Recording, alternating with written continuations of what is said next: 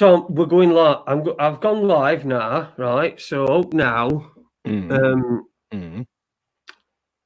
know, we have to wait because you know how everyone does that, and they go, "Ooh, I'm just going to wait until John Wedger." I saw John Wedger video over there, and I thought to myself, John Wedger. Why is he waiting? Why just put information out there, and then people can get it behind? Why does he have to do it all live? Anyway, we've got a special intro. We being a very, very special occasion this evening. So first of all, I need to go do my my vocal warm ups.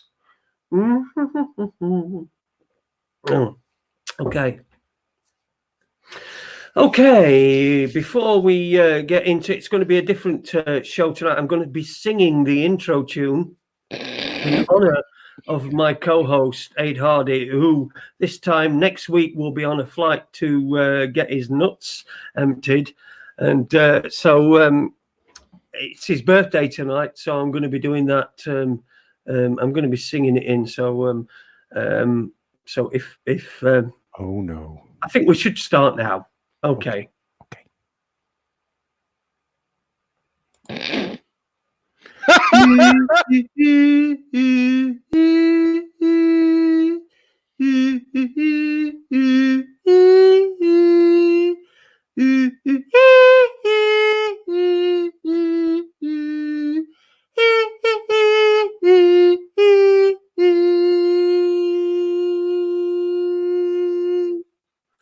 There you go.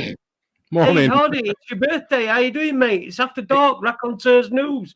How are you? I'm fine, thank you. I'm fine. It's my birthday, and that's good. Although, is it? Because it's not really 2020. It's about 2050 something in it, really. But I don't know. Oh, what you got there? Is that some new information for us? Well, no. It's just that if you like, we use these Gregorian calendar, isn't it? That we started to use whenever, about 300 years ago, was it? I don't know. About 16th century. Was it? Whatever, yeah. But the one before that, if we'd still be on that, it'd be about 2050 something, wouldn't it? And some countries still do, Thailand being one of them. All right. So you're going to go into the future then when you go away next week? I'm just going to Google that. Other shit search engines are available. Year in Thailand. It'll probably come up with some disgusting. Oh no. This is great. This is how you 2558. What year is it in Thailand? That's your birthday. That's how you. There's a 543-year difference between the Buddhist calendar and the Gregorian calendar. So the year 2020 in Europe is year 2563 in Thailand. Awesome. And what's it like? Have they got any? Well, they're obviously better at fucking doing things because you want to go and live there. It makes absolutely no difference whatsoever. It's just a way of counting sun-ups and sundowns, isn't it? That's it, really. When you get older, do you... Sorry. Do you know then? Can you imagine if I was born in the Gregorian calendar? How old would I be now? I'd be 400. Yeah, do you feel older when you get there? That's what Danielle said. Which I fucked up completely. Well, I feel a lot of things when I get there, but I don't think old is one of them. All right. Well, yeah, we don't even want to know what two of them are. Yeah. Sorry. Yeah, let's move on. I was telling my wife earlier on about my sphincter. No, I'm kidding. Go on. About what? Hey? Your sphincter. Listen, we've got a lot to get through. We can't be talking about your sphincter. No, we have got a lot to get through. I just want to say something, actually. Earlier on, I got a really, really, really nice... You know when it's your birthday? Yeah. Anything that you've ever signed up for that's got your date of birth on it, they send you some shit bloody email and you think, piss off. If there's one day when not to annoy me, it's on my birthday. And in the middle of all that, there was a really nice email from Paula wishing me a happy birthday. So Paula down in Cornwall, isn't it? Paula's in. So thank you very much, Paula. That was really sweet and really, really, really appreciated. Thank you. Yes, I get them. I get regular emails from Paula, and she's. It's always nice to get an email from Paula. It's always upbeat and nice. So yeah, thanks for my email and all, Paula. I don't want to be left out of this. I don't want to be left out of it. I would say as well. What are we going to get through tonight then? Well, my mate Paul, it's really weird because he's got the same birthday as my son, 9th of August, and his son's got the same birthday as me, 6th of March. How cool is that? Well, that is the coolest thing I've ever heard, I think. Yeah, and he'll be listening now. So, all right, Paul, happy birthday, Spike. Or is it? It might be other one. Do you know, it's just like birthday heaven here tonight, isn't it? It's the 6th of the 6th as well. Yeah, it's the 6th. Of the 6th. 6th of March. Of the 6th. It's the 6th of the 3rd, but it's the 66th day of the year. Hey, it isn't all, and I was born in 66. There you go. You are the Antichrist with balloons behind you. I'm the Crantiest. Is it really the 66th day of the year? Yeah, it is. Yeah, 66th day. Yeah. Because normally it'd be the 65th, wouldn't it, if we weren't in a leap year? Yes, that's right. Because fucking leap years. I mean, they caught me out this year. Caught me proper out this year. I was like, honestly, I was like looking at a thing here, and I was thinking, now it's not 29th. It can't be 29th. It was only 28 days in. Yeah, but fancy saying it's a leap year to a man with only one leg. Do what? I said, fancy saying it's a leap year to a man with only one leg. Well, that's right. Well, you see, because of the new regulations brought in by the Conservative government, now I'm only allowed a clock with one hand. And I have to say, just before we became live, when you were having your techie thing, you asked your wife to get you a drink, and she actually shouted, "What's wrong with your legs? Don't they work?" And you never even noticed what she'd said.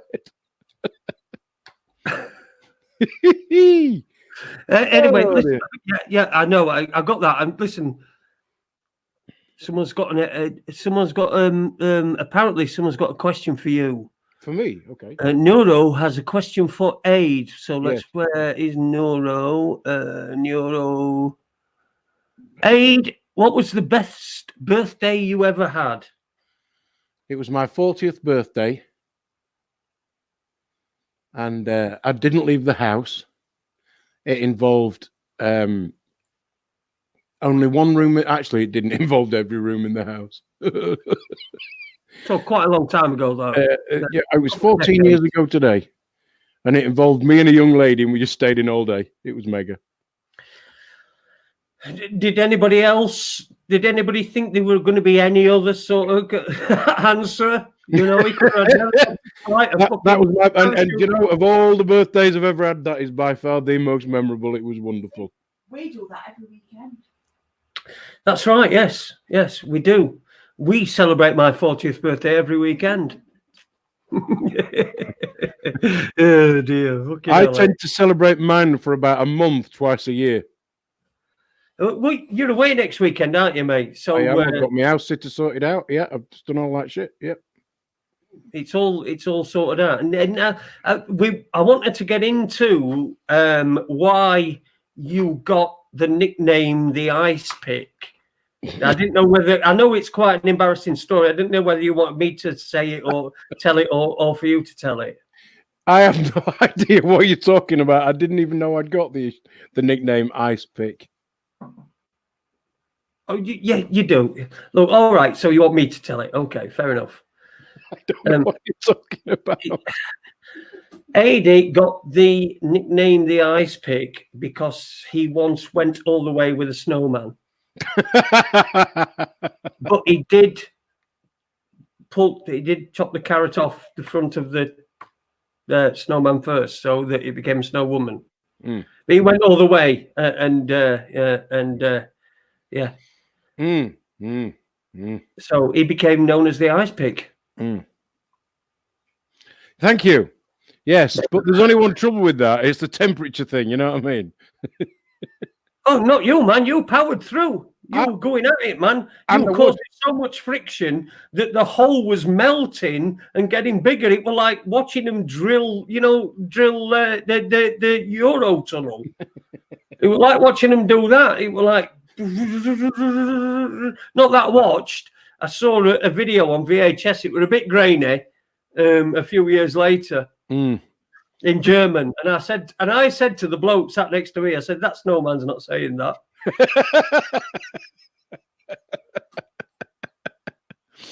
Oh dear. Can we move on to something a little less? Oh yeah, I just want to say, that 2-minute video we showed the other night. With the doctor saying that vaccines are safe, and then 5 days later saying they're not really. Yeah. I sent that to quite a few people, but I sent it to my son.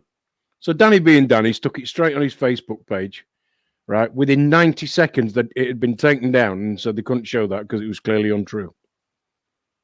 So, that's like the Nazis burning books, and that's what they're doing. So now they've got us all on the internet. They're now chopping down what we can see, because unless it's part of the narrative, we're not supposed to see it anymore. Yeah, well, we've seen this coming along, haven't we? Oh God, yeah. We've seen this coming along way down the line. It's been going on for a long. I mean, I'm surprised at the amount of people that we get watching us. To be fair, because I've seen. I'm not anymore, and I don't mean that in a bragging way. I don't at all. I think for me, this has become what I think I secretly always wanted it to be, which was a place where sometimes we can be serious and we can get a guest.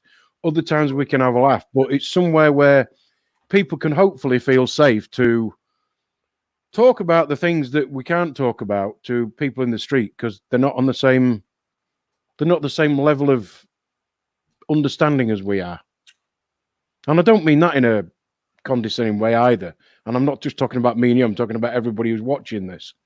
We think on a different level to Joe Public walking down the high street, on Facebook every 2 seconds.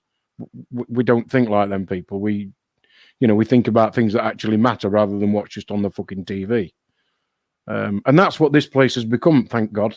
Somewhere where people can, I don't know, be themselves, if you like. Because we don't care whether you're black, white, gay, straight, pink, blue, a zebra, a penguin, or whether you want to identify as a fucking balloon. We're not bothered. As long as you're a decent person, you do the right thing. Yeah, completely agree with you, mate. I completely. I was just about to say something to my wife with fucking mic muted, and then you stopped talking. I know. I did it on purpose. You bastard, you. Sorry, I've got the snorts. You know why I get the snorts? It's when I've. All right, you're on the old. Yeah, but I can only have a bit because I'm on antibiotics because I've got a tooth that's still giving me some stick. Oh man, your fucking life must be fucking terrible. Oh, it's dreadful. Shit. How you can survive with a tooth and that, and it's a shot glass. I know. Listen, there were some stuff I wanted to get into tonight. I wanted to go on to about. I've made a list today, and bear in mind I've not been I've not been like taking much notice, but whenever I've noticed one, I've written it down. Okay. And that's all these fucking charities things that are on telly that want you to do. Oh, right. You mean the donkey with the toenail and that? Then give us £3 because it's bound to cure cancer, that sort of shit. No, I don't want to. You can't say things like that, Ade, because that's misrepresentation. Donkeys only want £2 according to my notes. Sorry, go on. Yeah. So you've got donkeys at £2 per month, £2 a month. And this is the best. Some of the best ones you can see how they've been done. They either go for the £2 a month, right, which is then gets you. Do you know what I might do? I might get a pay-as-you-go mobile phone, and I might text the word, one of the words. To the thing to donate to that charity and see how many other charities get in touch with me after that. Oh, yeah. List. Anyway, so this is in one day. Then we've got these lifetime mortgages, which we've now got. We've even got fucking Carol Vorderman spouting about. I don't know why she's not dead. She must be about 150. Equity she release, looks exactly the same as fucking. She looks the same as she did at fucking at Richard Whiteley's bar mitzvah, but she's fucking supposedly about 100. So she's doing that. Then there's Bernardo's. So you've got these teenage homeless kids. So you can donate £2 per month to them.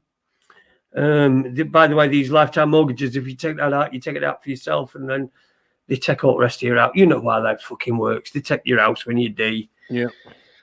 And they've given you a fraction of value.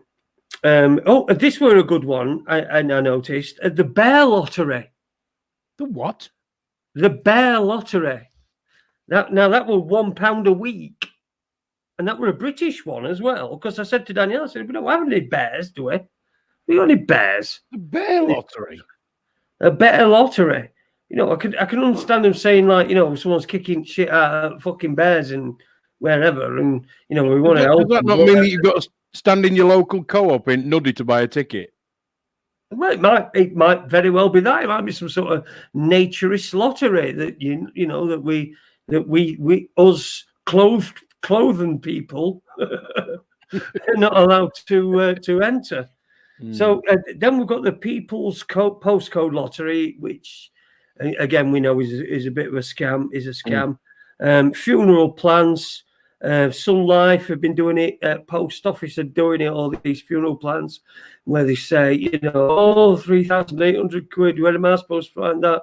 Then it goes on to this and that. But it's gone up to 5,000 something with one of the companies. Have you noticed that one as well? Yeah, and I know it's just you might as well just put money away for it if you're going to do that. If you want to do that, and that's it. I'd say that's a responsible thing to do. Just put money away for it. Into an account, a bank account. At least it's not going to get fucking nicked, and the company's not going to go bust. Tits up. Water aid. No, I'm all right. I've got some orange, thanks. Oh, all right, okay. So you're not bothered about any water. I noticed the advert on that one were a real tearjerker. That it would go. Oh yeah, with the kid who's got to walk 5 miles to get the water from the pit. Yeah. Yeah, and then Kayumbe, yeah. Is that his name? Yeah, Kayumbe, yeah. What about Alan with his cleft lip? Yeah, Alan with his cleft lip as well. Yeah, that's that one. Yeah.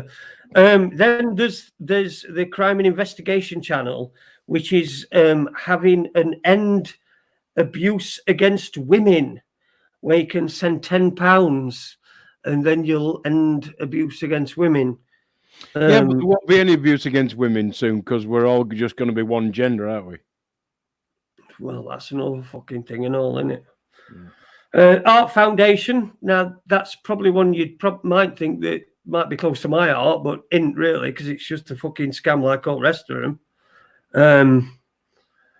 Just tons. Marie Curie, £5 by text. And do you know Marie Curie? It's got two adverts. One says donate £5 by text, and the other one donate £10 by text. Now, I don't know if that were because of the different channel that I were on or something. And they perhaps thought that people were more affluent who were watching one channel than the other. But I mean, what? And if you're watching Dave, it says give us 50p.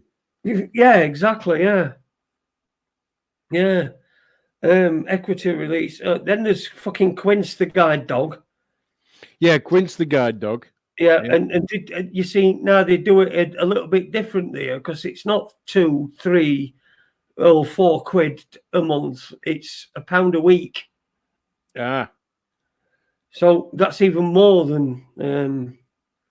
I remember my ex's mum, and I think she once answered one of those, and she'd set up this little direct debit, £3 a month, and it was for something that she actually cared about. And I thought, all right, she's doing it, my ex used to look after a money bank account and that for her.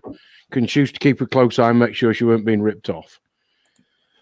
And she asked her about this little £3 a month, and I can't remember which charity it was for. And without even saying anything, the day after, she said, "I've stopped that direct debit." Excuse me, done what? And this, an elderly lady, my ex's mum, she says, "I've stopped that direct debit." Why is that? Well, I was paying them £3 a month, and they rang me up and asked me how much more could I afford to pay. So she says, I just put the phone down and rang the bank and told them to cancel the direct debit. Yeah. And so straight away, even what you would call a recognised, reputable charity, as soon as they've got you, 80-odd-year-old woman, they're on the phone. Oh, can we take some more off you? Don't you think you need to? Pulling on the heartstrings. It's an industry. Yeah, of course it is. The whole way through. The whole way through. I mean, CRUK. Crook. £2 a month. Cancer Research UK, and they've got these kids, and they're exploiting these kids. Yeah. That have that have gone through incredibly traumatic experiences, and they're just exploiting them to get fucking money. We aren't even trying to cure them. Listen, mate, what I'm going to do, I'm just going to explain to everybody what I'm going to do. I am now going to pop up on my green screen Leeds' rabbit, who unfortunately he's had to have put down today. It's Teddy the rabbit, and I know a lot of people in the chat room remember Teddy's what did he say? Hopping over Rainbow Bridge, not running. There he goes. Anyway, that's as good as I can get it, mate, Leeds. So there you go. I'll get out of the way. There you go. That's. Let me get out of the way. That's little Teddy, the Leeds' little bunny rabbit that's had to be put down today. Cute rabbit. He's up on his way over Rainbow Bridge as we speak. And he to a better life, especially a fucking elf. He's been living with Leeds. It's bound to be a fucking better life, isn't it? I'm only kidding, Leeds. Love you, man. You know I do.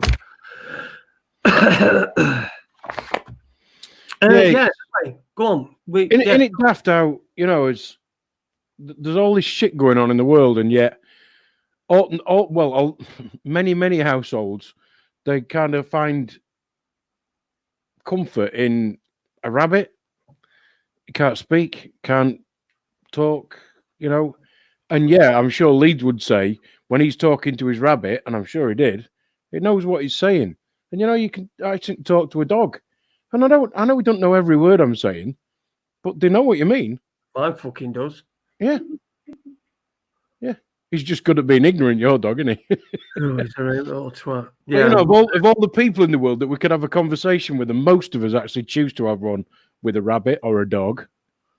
Because near my horse. Yeah. What'd she say? Danielle with her horse. Oh, yeah, Danielle with her horse that she keeps falling off and breaking things. Yeah, if only you knew, mate. If only you knew. But carry on.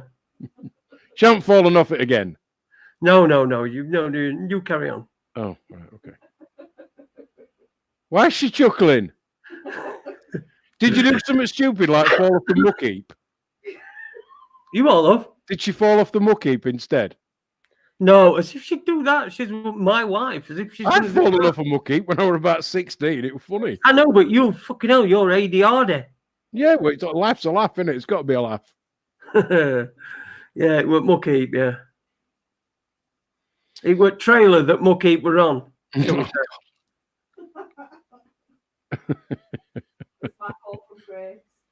Yeah. Yeah, so anyway, we'll with a goodbye, farewell, a fond farewell to Teddy and Leeds. I hope you're all right, mate. I hope you're just remember the good times when it hopped about and just ignored you. Like rabbits do that, don't they? In fact, my dad had a rabbit that used to attack people that came into garden. Well, I found out when I was about 13. I was allergic to rabbits because I got one. In fact, I ended up with two. One was, and they were both white. One was little, and a male, and the other one was a female, and she's bigger, and obviously in the hutch next to it. And the boy rabbit, you used to have to keep like a plastic sheet over the front of it, because when you walk past his hutch, he used to spin around and pee on you. Right, mucky little git. But then I found out I was allergic to wabbits, so we had to find him a new home. Oh no, what happened, man? Well, no, find him a proper new home, and you know. The slippers and stew. No, it weren't stew. No. No, my dad had a rabbit, and they ended up lumbered with. In fact, they pretty much ended up lumbered with every single pet that they've got. They lumbered with him, and they were lumbered with my daughter's dog as well, aren't they? Half the time. But he used to attack people's feet. He'd come in and he'd attack people's feet. I was mostly okay. You know what I mean? You would be now. It didn't get no. Even then, even then, I was mostly okay because I had one, like, you know, one Meckel one. So anyway, listen, let's do this A to Z. I'm going through this book here, and we did this A to Z thing, and we were supposed to do it last week, and it's your birthday. I know it's your birthday, but you've still got to do a bit of work, and you're going to be off. You know, next week you're going to be off, aren't you? Not next week, but after Monday and Tuesday you're going to be off. I'm not going to have your flight from fucking Raconteurs News with me, Jason Holmes, here in Gleedless, and Ade Hardy in the air above fucking the Pacific Ocean. Oh, what I've done, I've resurrected my Sunto watch. Right. Because it's got a compass on it. So when I'm flying southeast, I'm going to get my compass out and see which way I'm really flying.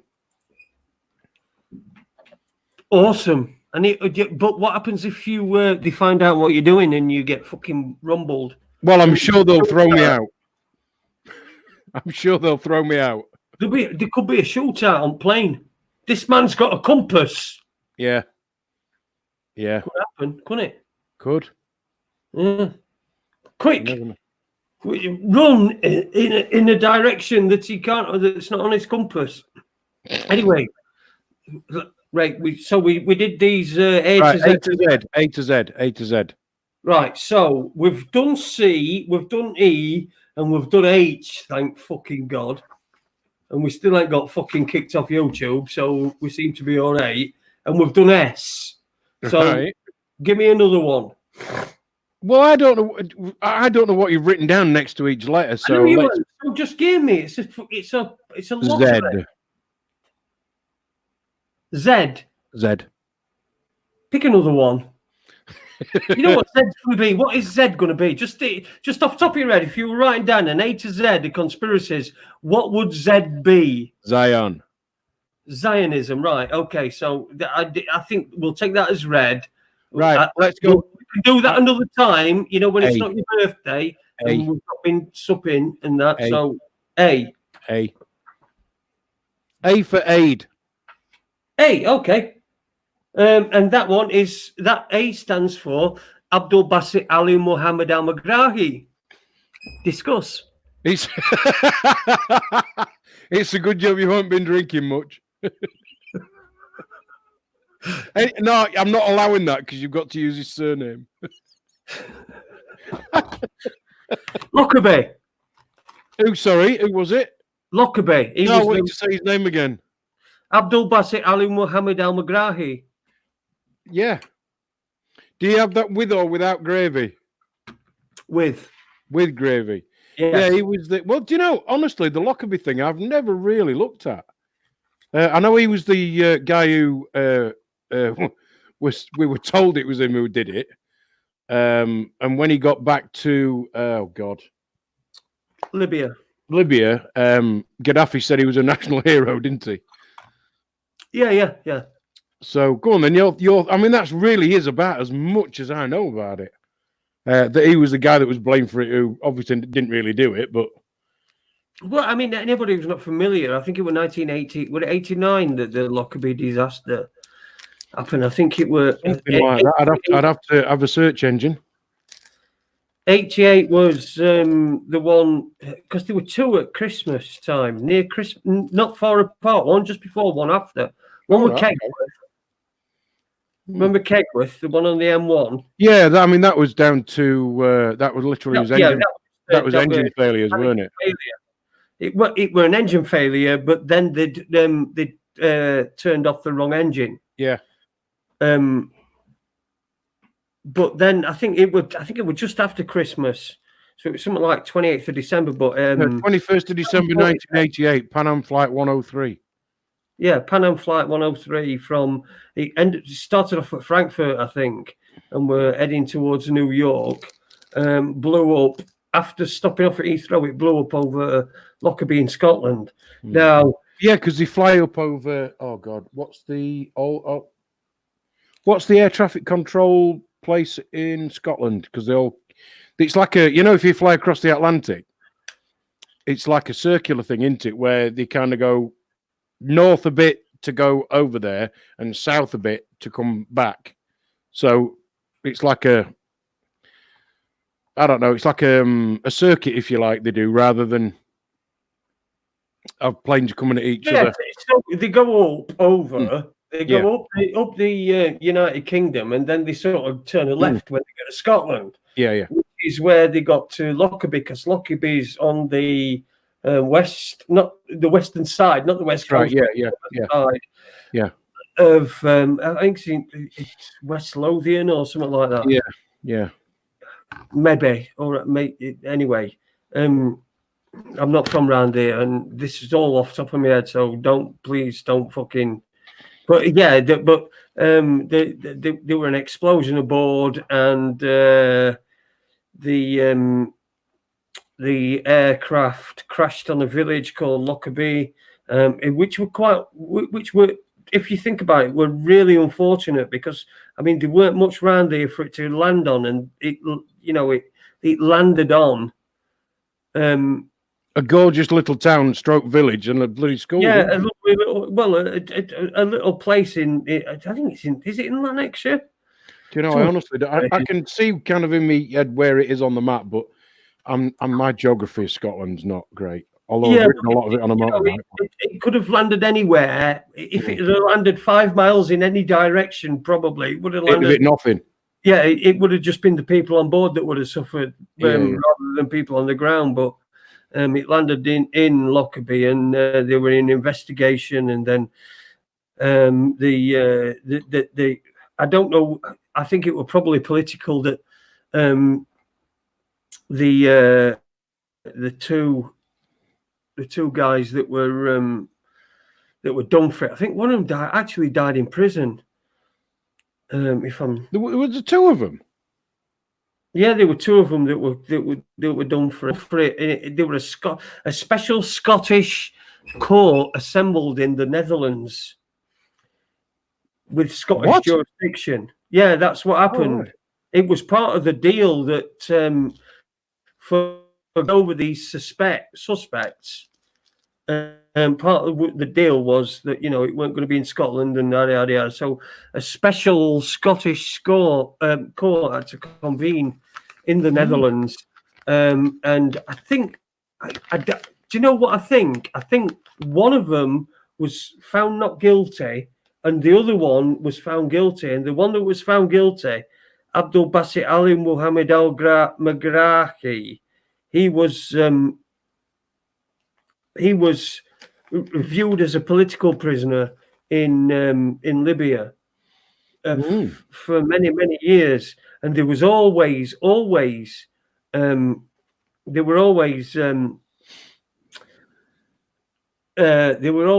questions, because they found that the bomb residue, the bomb had actually originated in a Moroccan briefcase that had been put on, and they didn't know how. It was really complicated, but it is really interesting to go into. Is it time for another letter? I suppose so. I shall have a. Oh, hang on a minute. Let me tick these off. I've got to tick them off as we go. We've gone 8, haven't we? I'll have a tea, please, Bob.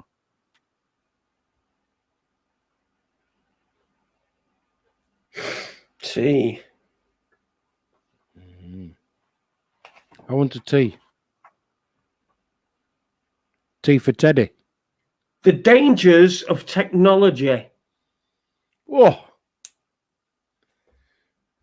How long you got? Well, I tell you what, I don't want you to give. Well, if I say how long, if you say how long you got, and I said to you, you've got all night, you won't be able to think it out. But if I say to you, new technology that you've seen and what you think that the well, the dangers of technology go anything from my son posting a little video on his Facebook and it being taken straight down. Whereas if he was physically sharing a book with his friends, that wouldn't happen, unless the Nazis had burnt it beforehand. So that in itself is a danger of technology, not being able to. It's killed free speech. Originally, when we got the internet and technology, it was a place where anybody could say anything, and it was the core of free speech. Now it's exactly the opposite of that, because not only have they got they've killed the free speech, but they've got everybody self-regulating, and self-policing to stop themselves saying things that might just be politically incorrect. And they do that though, don't they? They don't they? Don't they though? We don't do that though, do we though? No.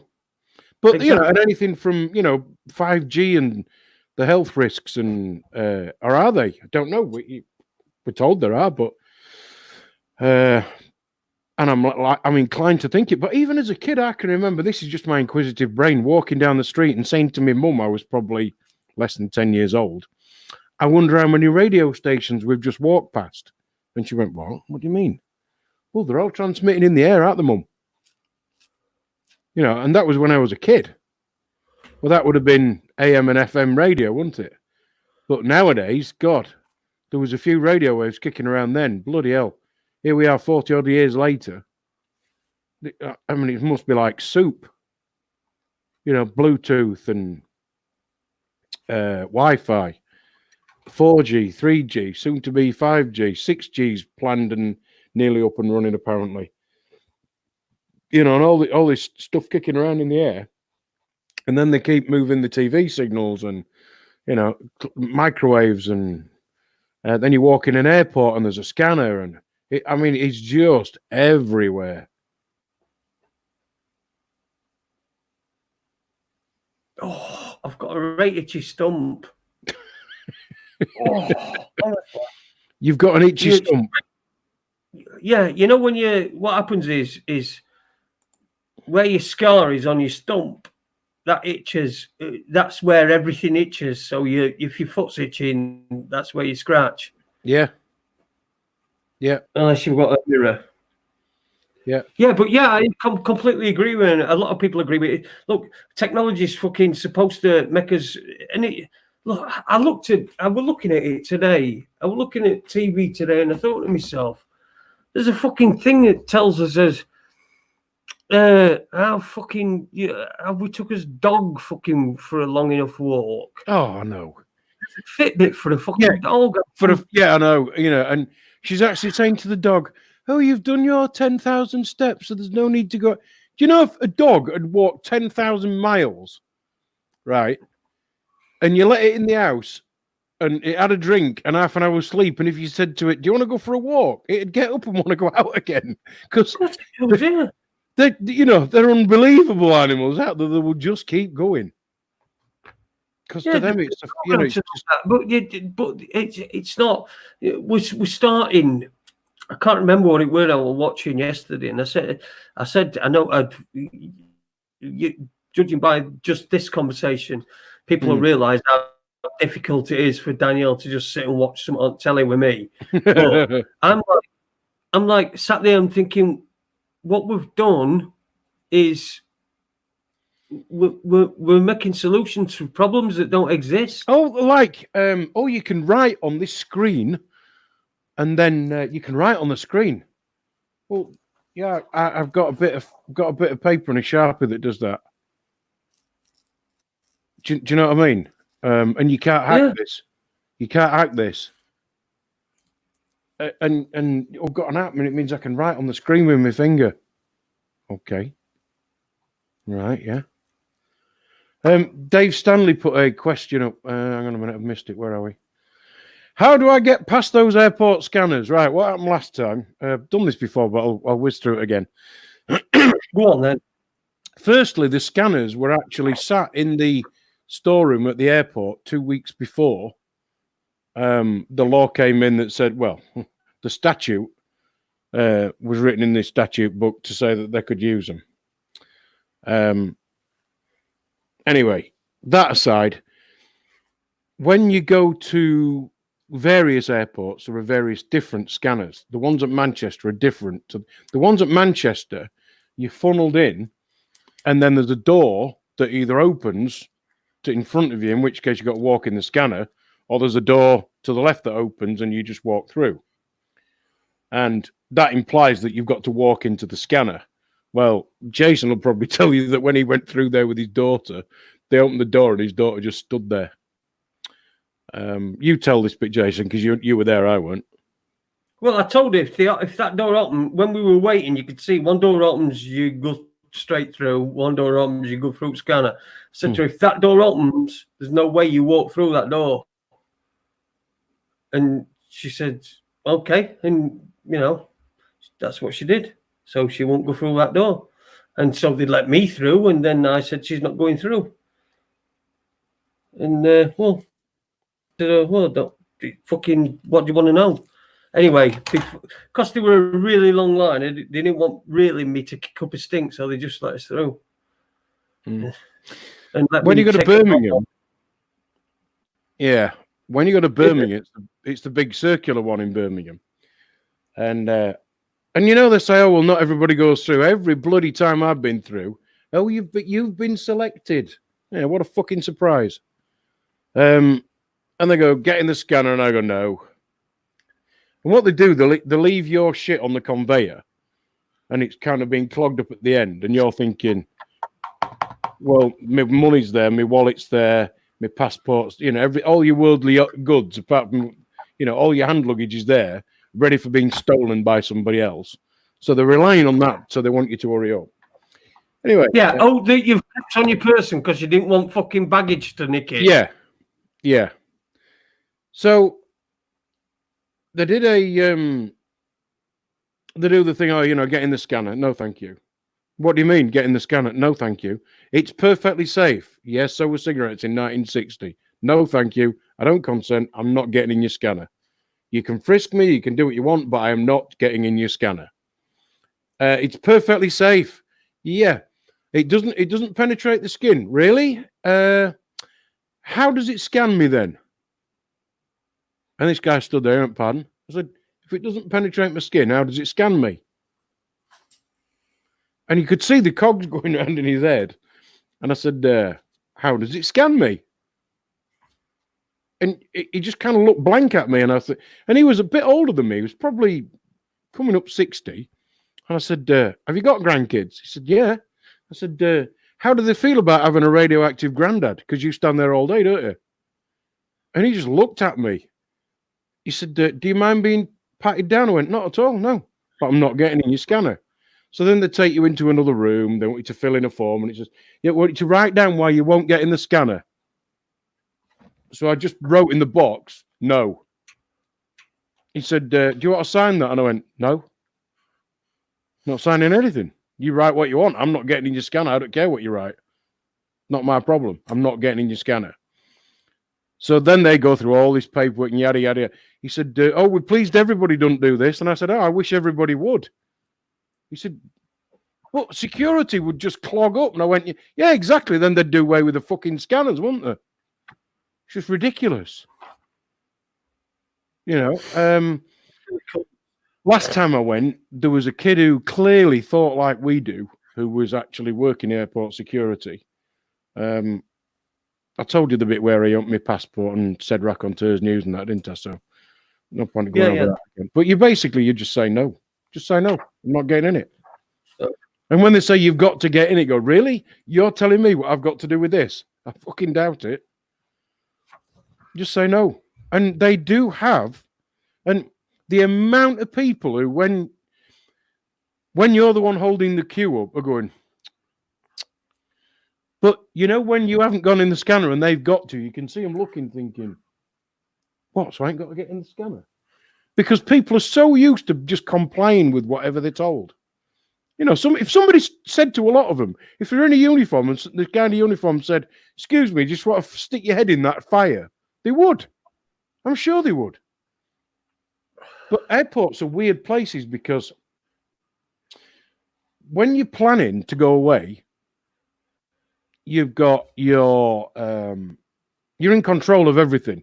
You've got your passport, your tickets, your money, your phone. You're gonna have your all your sort of your headphones for your flight, your thingy that goes around your neck that stops you. You got all these things and you got totally in control. Then you get to airport security, and all of that control you've got to relinquish. And it's just like a complete opposite. So your brain it's used to just switching that control thing off, because all you've got on your mind is, I want to get to duty free. Well, if you're a moron, or I just want to get on the plane is what I'm thinking.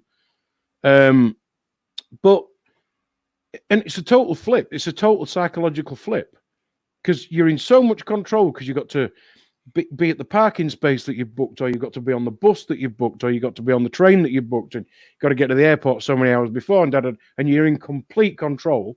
And then you walk in that security door, and all your control you've got to give away. Literally flip. And psychologically, it's a big thing. So people just go, oh, and they just sit there like a nodding donkey. Yeah, I'll get in your scanner. And you ain't got to. So don't think that you have.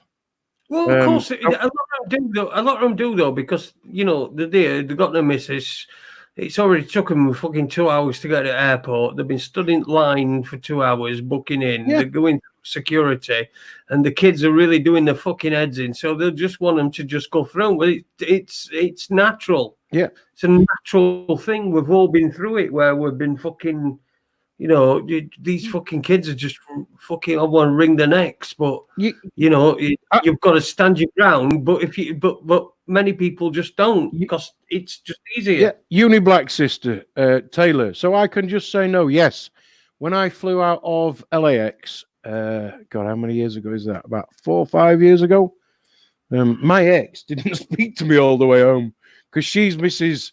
Oh yes, I'm just going to do as I'm told, because he's wearing a uniform. And nobody in the uniform could possibly have anything other than my best interest at heart. So she gets in the scanner and goes through, and then she turned around and glared at me, because she knew what I was about to do. And the guy went, come on. And I went, no, not getting in your scanner. Right. Oh, well, so you're not getting in? No. Oh, great. Come over here. And this guy was actually pleased that he'd got something to do. Lovely guy, black guy. And he said, we're going to have to swab your shoes and whatever. Went, yeah, no problem. He says, do you want to go in a private room? And I went, not unless you're going to strip me. He went, oh, God, no, we're not going to do that. He said, I'm just going to put the gloves on. I'm going to use the back of my hands just to. I went, yeah, fine, whatever. He said, why won't you get in the scanner? And I just said, I just choose not to. It's that sort of invasion I don't want to do. And I said, you know, you and I wouldn't even probably agree on the question, let alone the answer. So I'm not getting your scanner. It's not personal. You've got a job to do. Do what you need to do and let me on my way. No problem. So he's there doing all the scanning thing. And while he was doing it, I said, 2 days ago, I was on a shooting range in Nevada. In Nevada, you can shoot what the hell you want. I mean, we were shooting RPGs and 50 cal rifles and just about anything. And I said to him, I could have some gunpowder residue. But I haven't got any of the clothes on that I was wearing, and I've had at least 2 or 3 showers since then. But if you do find any, that's what it is. Me looking down at my shoes thinking, have I still got the same shoes on? And he actually said, we're not bothered about explosives on the way out, sir, only on the way in. and he was serious. So that's how much they really care at airport security. That's probably how much they know, though, isn't it? You know, they just get told. But I kicked off last time I came back from Thailand because I'd gone through, because of where we live in the middle of the country, and you've got to get to a hub airport to do a long-haul flight such as Thailand. An intercontinental flight. Intercontinental flight, okay. So you can choose. You can either go down to Heathrow or you could go to Amsterdam. And it's actually easier to go from Birmingham to Amsterdam and then Amsterdam to Bangkok, or Birmingham to Dubai, Dubai to Bangkok, depending on which airline you use, rather than have to drive all the way bloody down the M1. Hope to God there hasn't been an accident on it and you're not going to be sat in it for 5 hours. Same on the M25, to then have to try and find somewhere to park your car for 3. It's just a nightmare. So it's just easier to get one of the members of the family to drop me down to Birmingham Airport, throw me out the door, turn around and drive back up the M1 for, what, an hour and 10 minutes, 15 minutes, whatever it is.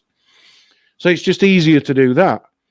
But because I'd gone through Amsterdam and I came back through Amsterdam, Schiphol, we ended up where, even though we'd remained in a secure area, when I was coming off the international flight onto the jump flight from Amsterdam back to Birmingham, they wanted me to go through security again. And I just stood there and I went, no. And there was a big long queue. And they went, what do you mean? I went, I'm not doing it again. This flight landed late. I'm risking missing my flight. I've not left a secure area. I've been through 3 lots of security already. You're going to make me miss my flight. I'm not going. And do you know what they said?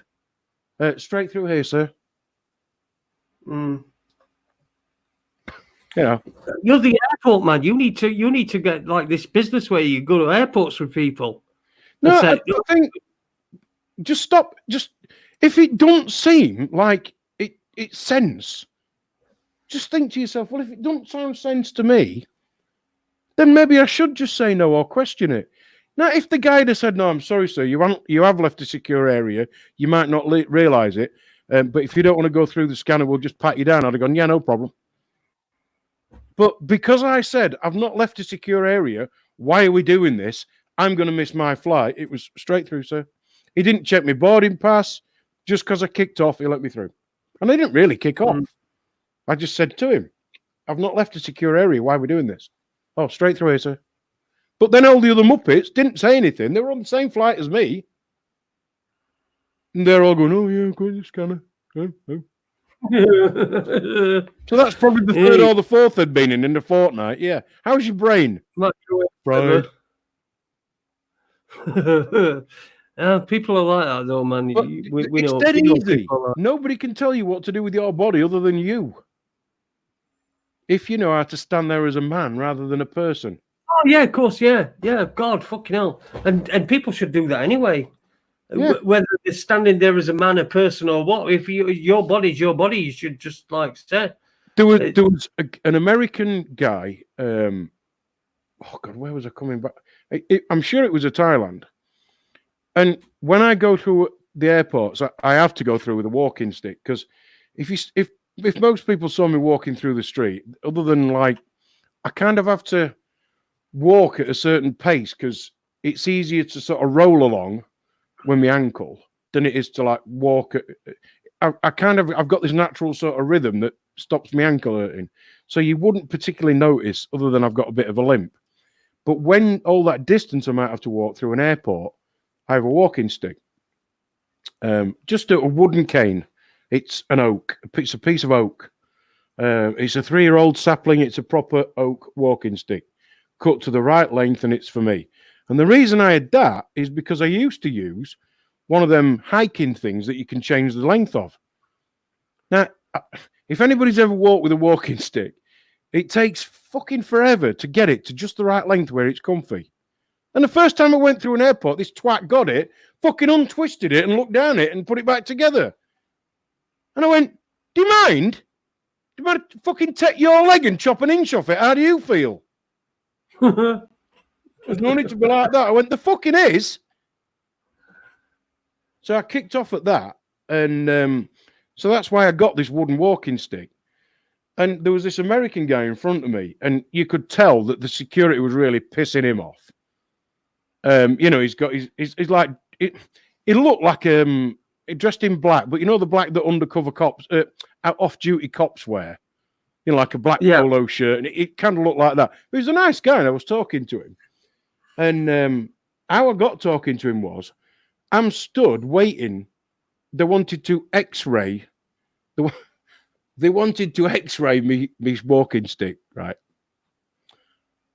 Okay. And it took them fucking for ages. And this guy stood there and he went, "Are you waiting for your walking cane?" And I went, "Yeah." And he went, "It's fucking ridiculous," he shouts. "There's a man here who's disabled and he doesn't have a walking cane. Get him a cane." He's going shouting like this. So they came over and gave him his stick back. And I just went, "Thanks, man." And I got talking to him. And he just said, "This airport security, man, it's just fucking ridiculous." Well, we know that everything is. Everything is. I mean, just can I ask you a question, Ade? Can I ask you a serious question? And I know you're going away in a week, and I hope you're going to have ample supplies. But are you okay for shit roll? Shit roll? I don't need any. You mean because there's people who's bought 200 quid's worth? Fucking Danielle's been in fucking Morrison's tonight at fucking Meadowhead. Why? It's shit roll fucking aisle's gone. There's no shit roll aisle. You're not joking. Even any shelves left anymore. They fucking took them to wipe their asses on. People. What is that all about? Is it supposed to get shits? Well, or is it a conspiracy by Andrex? Yeah. It's them fucking puppies again.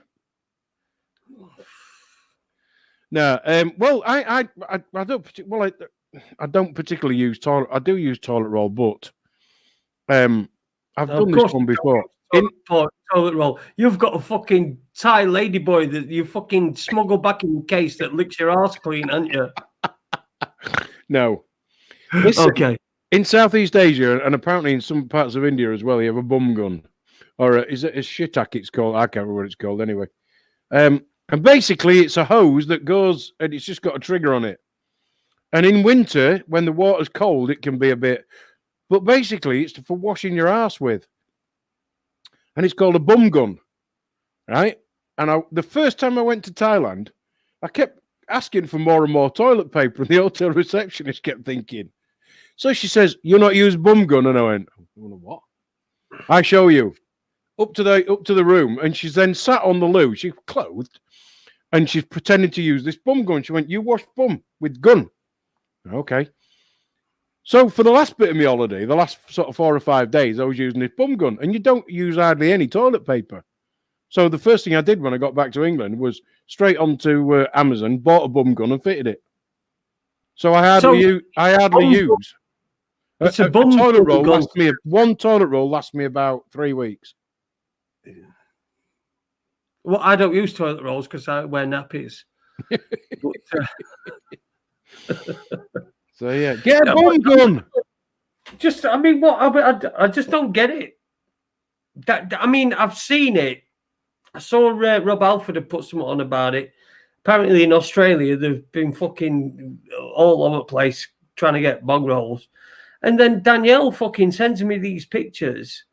Morrison's, this is toilet roll, and this is the fucking the hand sanitizer aisle, and they're all decimated. You know what I mean?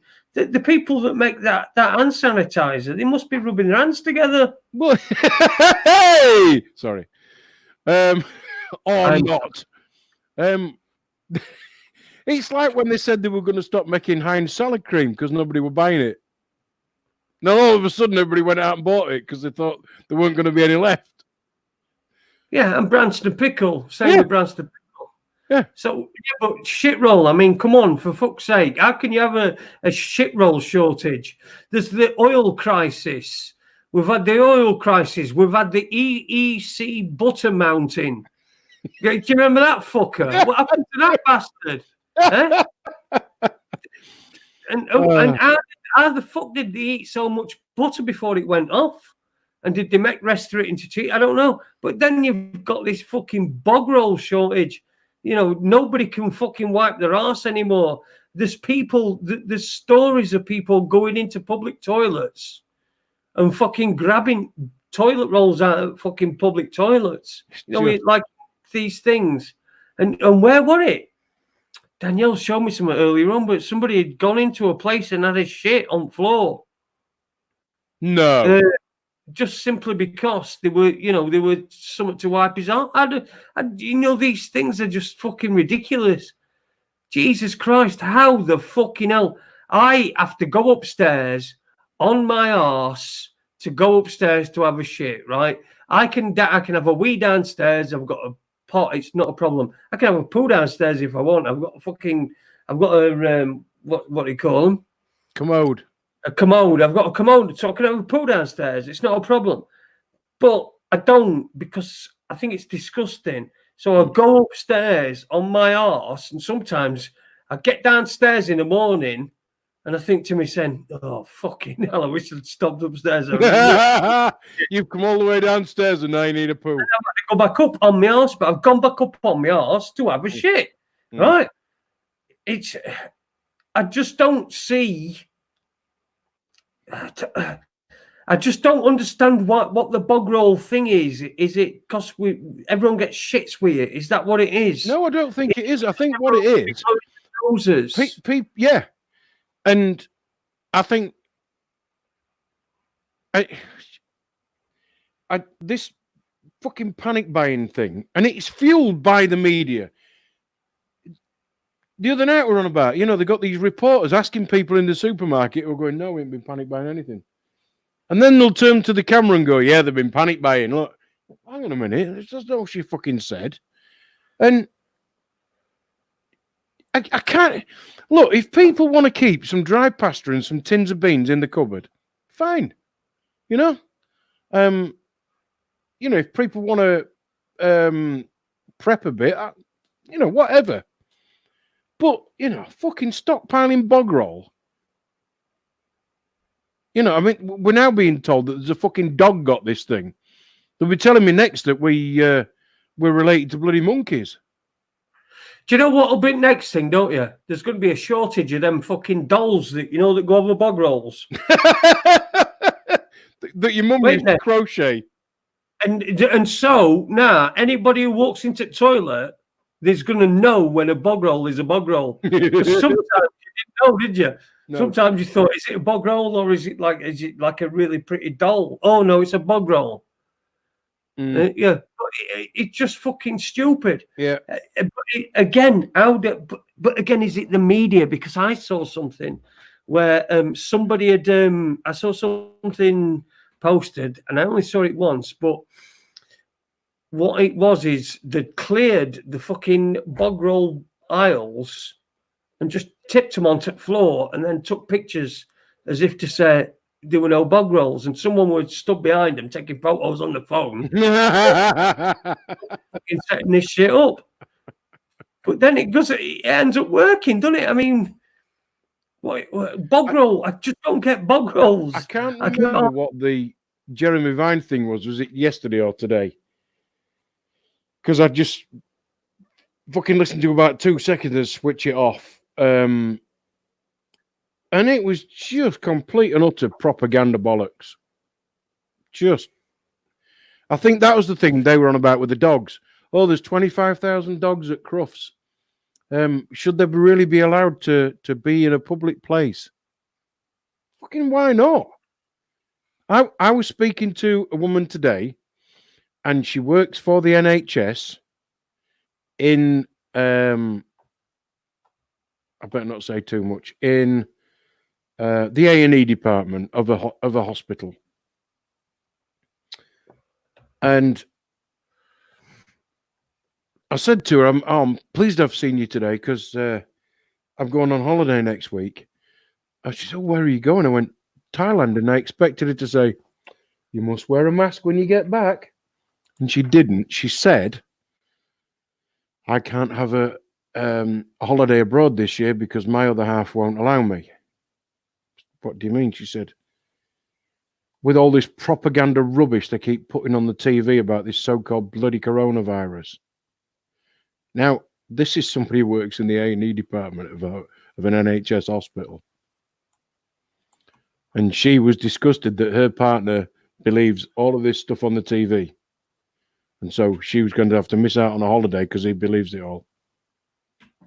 But she actually works on the front line in A&E and sees it for exactly what it is. Propaganda crap.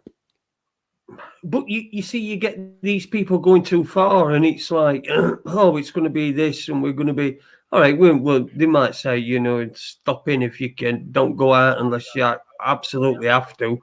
But they'd have to be an act of parliament to remove people's civil liberties. But you get people saying that they're going to, that they've already got these things in place, but these things aren't in place for such, for fucking cold, for God's sake. I always think, how many men right now are self-isolating in their man cave at the bottom of the garden thinking, fucking great excuse. I can sit here, I can read the Racing Post, I can watch what the fuck I like on my telly in my shed, I've got my little electric heater on, nobody's coming anywhere near me, my wife's not going to annoy me, all she's going to do is bring me 3 square meals a day. And he's sat there reading his favourite magazine, thinking I'll self-isolate in my man cave. Well, did you see that fucking woman who was getting that excuse me, we're getting that speech on coronavirus, and she's like this. She's got this. Let's say she's got this book in front of her. Oh, I know what you're going to say, but yeah, carry on. Yeah. And avoid contact between your hands and your mouth. Fucking licks her finger to turn the fingers and then fucking goes out. The fucking hell, are you having a laugh? What the fuck is anybody? Did you watch that? Anybody who says to me, "Oh, coronavirus"? My daughter rung me up earlier on, and she says, "Dad, I want you to be careful with coronavirus." I said, "Babe, it's now." I says, "It's a cold, and I don't get colds, and I don't get colds. I don't get flu. I just get really bad shit, cardiovascular shit. I don't get any else." I says, "It's fine. It's." No, I said, she went, "Oh no, but I still don't want you to get it." I said, "Well, I'm not going to get it because it's just a cold, and it's no, and I know, but I don't want you to get it." And I'm thinking to myself, "Oh, for fuck's sake, Emmy, for God's sake, just." And she went, "Oh, so you don't think it's real then? Haha, you're just like everything else. You don't think it's real." I said, "Well, I don't think it's real, but you do whatever you need to do. Fucking have a day off. Has anything I've ever told you not been real?" Exactly. But thankfully, my kids, when I talk to them, they've seen that much of what I've said has actually happened. They now believe me. They don't just think I'm a fucking lunatic. But these wipes, apparently they've got to be 90% alcohol to work. Apparently, but then again, it depends where you get your hearsay from. Nick that one off Shield Destroyer. So they've got these wipes that now, if you try and buy them on the internet, are like 25 quid a packet when they used to be 3 for £1. But nobody's worked out yet that these things, which are what you buy to wipe, if anybody who wears specs, right, especially if you've got coatings on them, knows what these are. The 99p or 3 boxes for £2. Available in all good supermarkets, and they're little alcohol wipes for wiping your specs.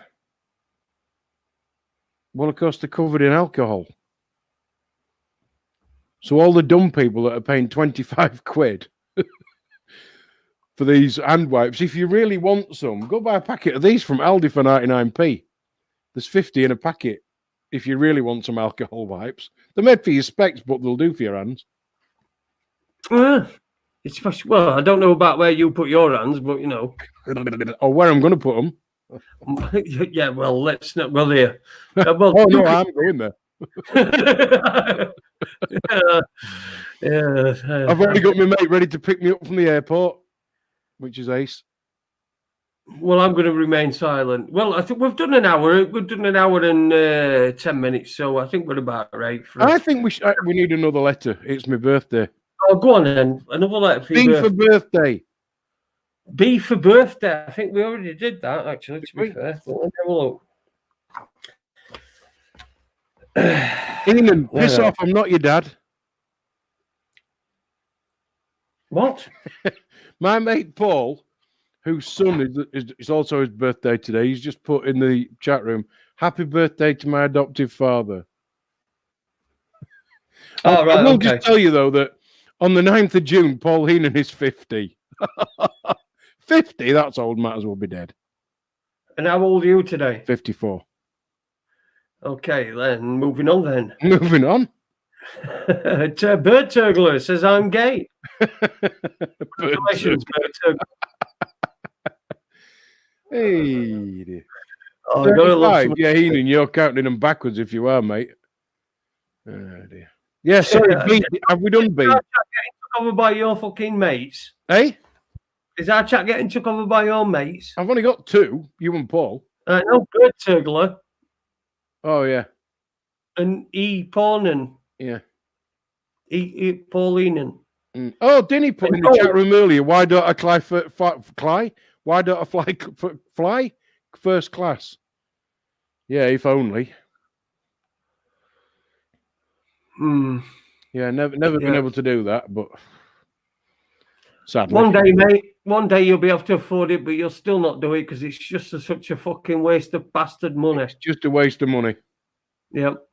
It is a waste of money. I must admit, if somebody said to me, would you like an upgrade? I'd go, yeah. But would I pay that sort of money? No.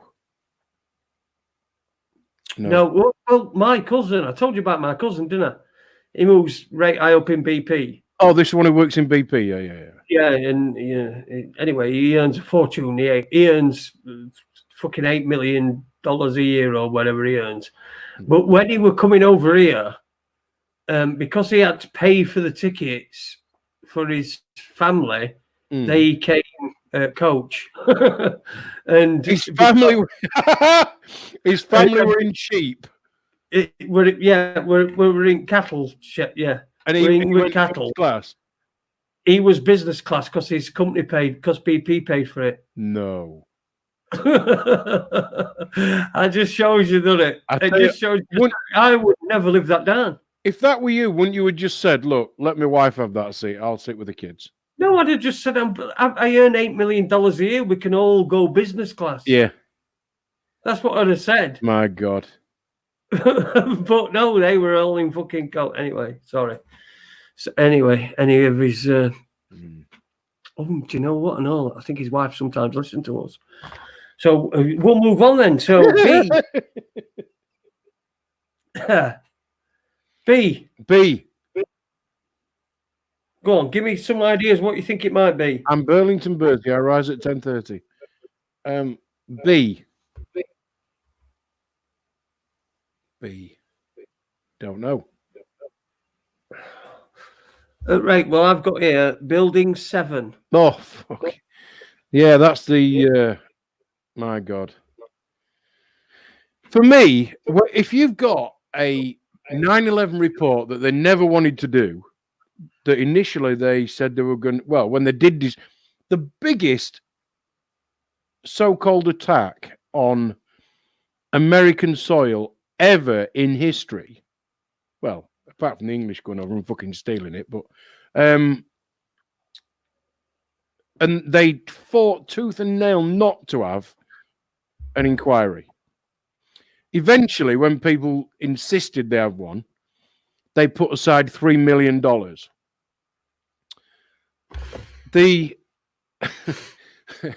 This has always got me this. The Bill Clinton thing with Monica Lewinsky, so he was trying to decide, they were trying to decide whether he stuck his knob where he, anyway. That was $30 million. But for 9/11, they only allowed initially $3 million.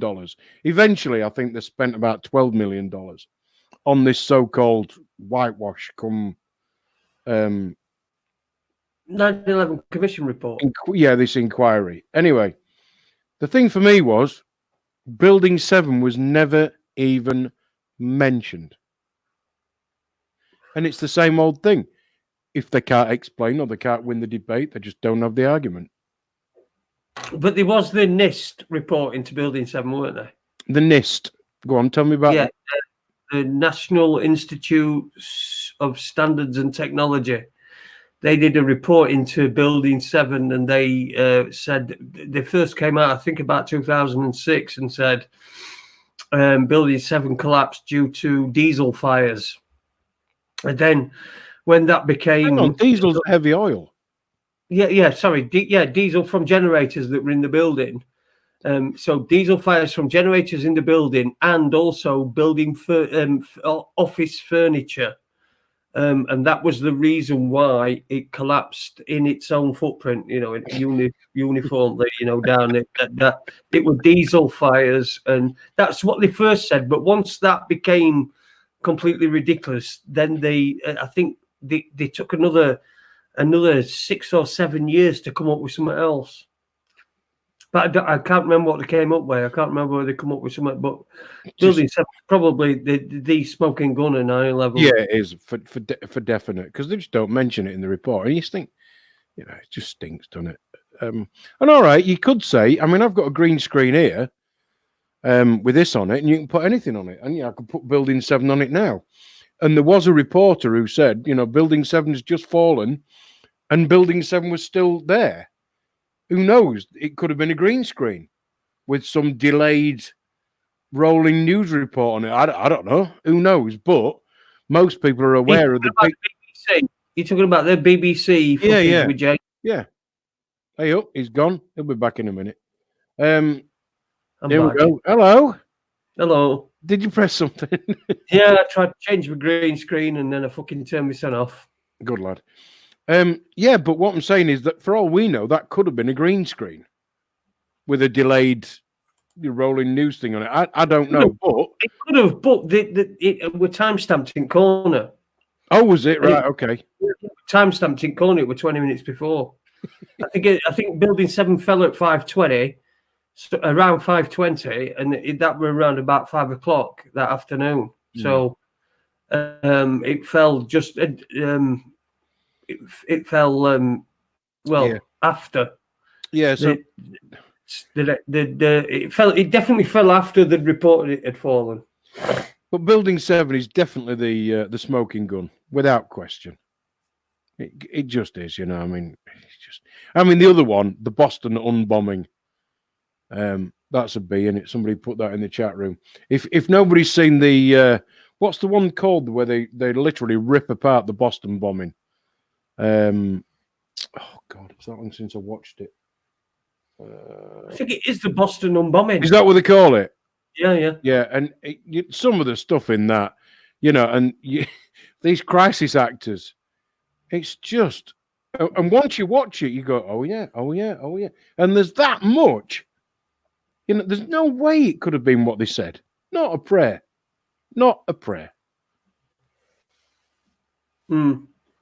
Well, I mean, I've not seen that. I've not really looked into Boston bombing, and I know people that have done, and I know people that have come up with theories about it and information about it.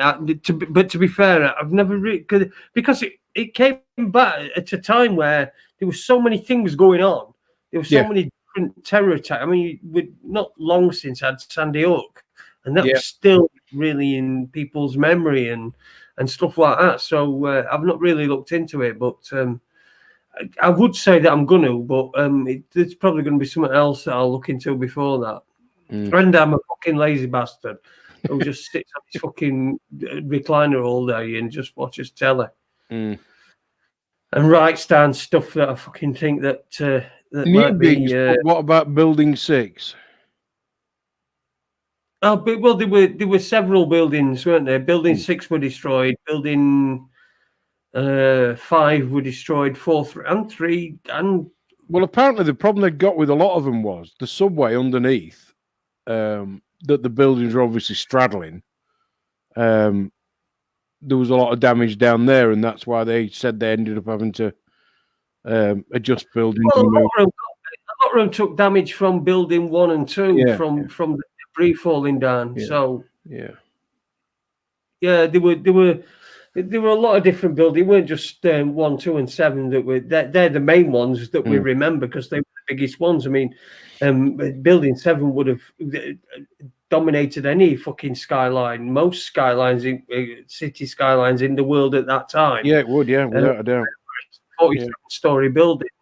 But it's Taylor's put in the chat room about the Oklahoma. My God, I've been there, seen all the memorial and all the lights and the 2 arches, and when you go there, you just kind of stand there, and it doesn't matter what time of day or night you go. I mean, I think we went at like 11 o'clock at night, so we could see all the lights. So my ex wanted to go and have a look, and there's just this air of false. You can't say it's unreal. It just seems really false. The whole thing just seems false, just completely bogus. That's just the feeling I got when I was there. That was all. It just seems completely, almost ridiculous. Yeah, and he went to chain. He went to not chair. Where he got lethally injected, weren't he? Yeah, Tim McVeigh. Yeah. And he definitely didn't want to. He wouldn't talk about it at all. And there were obviously rumors, and there was stuff. I think Alex Jones did a decent film on Oklahoma City bombing back in the day. So if you want to find that out, that might be worth looking at for some people. I'm going to say I'm knackered, mate. I'm absolutely fucking knackered. Well, you should be at your age. I know. Monday we've got our friends back, haven't we? Bex and Karen are going to do a. Just as a bit of background, just briefly, Bex's incredible mum, and a dad. What a lovely man. He served his country. He was in the RAF. Lovely guy. And then, sadly, 2-3 years ago, he started off with the Alzheimer's. It's not just the destruction that it does to whoever's got it. It's the family, but the lack of support and help. I think if you've not had, and certainly me, if you've not had any direct contact with anybody in that situation, you just kind of assume, oh well, they'll get social services, will get involved, and they'll come 4 times a day, and once a month they can go for a long weekend respite care, and you assume all this stuff's going to happen. If it did, you would have to pay an awful lot of money for it. But really, it doesn't, because there's just not the capacity within the system to do it. So what you end up with is Bex's mum, who's in her 70s, but an absolute angel. And how on earth she does what she does, I'll never know. And sadly, it's about a 2.5-hour drive from where I am to where they live. So, it'd be just impractical to try and help out. But the help that isn't there, and the mountains that you have to try and climb to get a tiny bit of help that by the time you get to the top of the mountain has disappeared into the distance, is just unbelievable. Absolutely unbelievable. So they're going to be here on Monday to talk through that and their personal story about how that's affected her and their family, and how really the system doesn't at all help. In fact, it hinders. So. Yeah, we'll get into that on Monday. Like I said, I'm knackered. Not got a guest Tuesday as of yet, but I am still working on that, and we'll dedefinitely have one. And we could have another Not the Mark Salon show. Well, we could do, couldn't we? Yeah, we could just have a not the Ian Crane with not Ian Crane. We could do that, yeah. But we'd have to talk. We'd have to work out what we're going to talk about. Would it be not fracking? 5Gs and fucking nosebleeds and shit. We can do that. Yeah, we can do that. All right. Well, we'll be back on Monday. Thanks to everyone who's been in chat room, and cheers to you, Ade. Thanks.